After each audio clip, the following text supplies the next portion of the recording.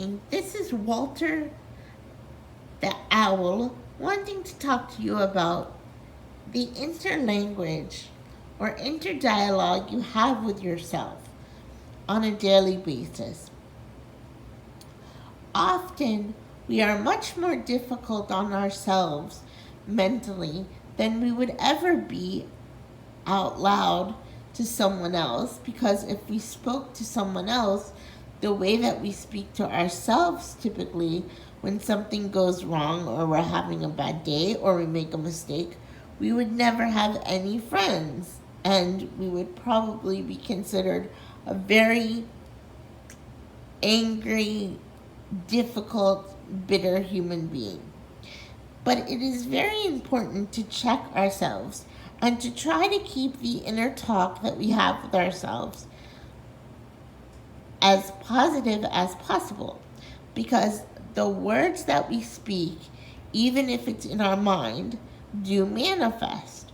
So the more we speak poorly about ourselves or to ourselves, the more we're going to manifest the repetition of the patterns that cause the mistakes or the situations that we're angry about that cause the poor interdialogue in the first place.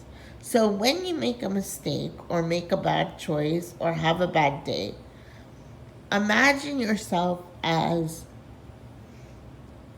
a 5-year-old or a toddler. How would you, if you wanted to be the best parent possible, speak to that little 5-year-old to give them encouragement so that they would not repeat the same mistake but learn from it and leave still feeling good about themselves but learn from the experience? If you learn to speak to yourself internally the way that you would to a small child, you'll start to notice that you'll make less mistakes and those patterns will break.